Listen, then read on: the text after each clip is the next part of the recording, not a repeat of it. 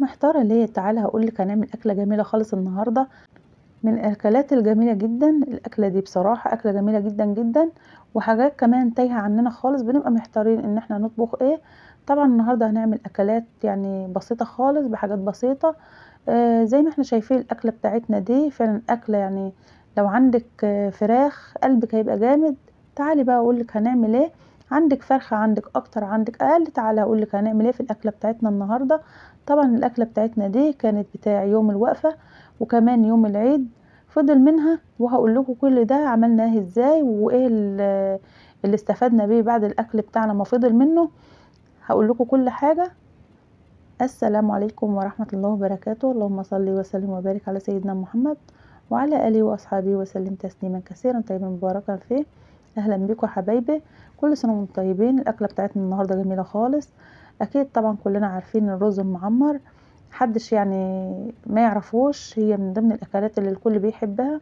طبعا الأكلة بتاعتنا دي كانت بتاع يوم الوقفة، طبعا احنا قلنا هنعمل أكل يوم الوقفة علشان يوم العيد ما نحاولش ان احنا نشتغل ونتعب نفسنا، وطبعا بنبقى قاعدين لابسين الهدوم الجديدة واللي داخل واللي خارج، ما ينفعش طبعا نبقى نقف في المطبخ يعني وقت كتير في المطبخ. يعني اكتر حاجة ان انت يدوب تسخني الأكل وتقعدوا تاكلوا خلاص كده، وكل سنة وانتم طيبين يا حبايبي.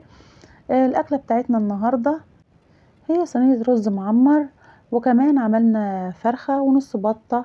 قلنا بقى يعني الأكل ده يكفينا يومين اتنين، ما شاء الله كفى وفضل. وهقول لكم الأكل اللي فضل ده عملنا بيه ايه بعد كده، يعني كفى بدل يومين 3 أيام ما شاء الله فعلا. يعني كل حاجة بنحاول ان احنا ما نرميش منها حاجة.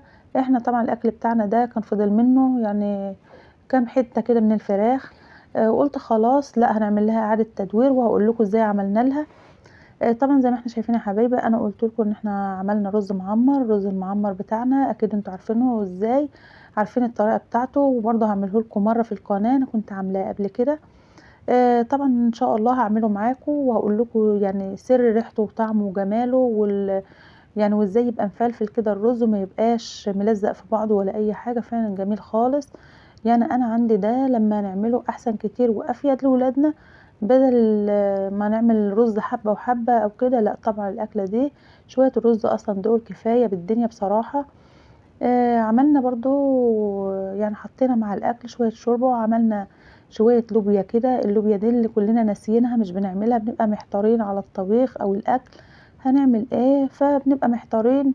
فيعني لو جبت حتى ربع كيلو لوبيا يعني فعلا والله، او فاصوليا او بسله او اي حاجه من الحاجات دي كلها بروتين ومفيدة، يعني أكلات كلها منسية بصراحة، يعني احنا بننساها بصراحة يعني كده واحنا بنطبخ، بنبقى محتارين في حاجات كتير احنا ناسيينها، هنحاول نعملها كده مع بعض ونذكر بعضينا بيها.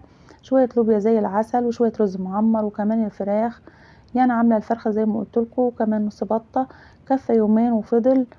طبعا هبقى يعني هنزل لكم فيديو هقول لكم باقي حتت الفراخ ده او قطع الفراخ عملت بيها ايه، عملت بيها اكلة يوم كامل.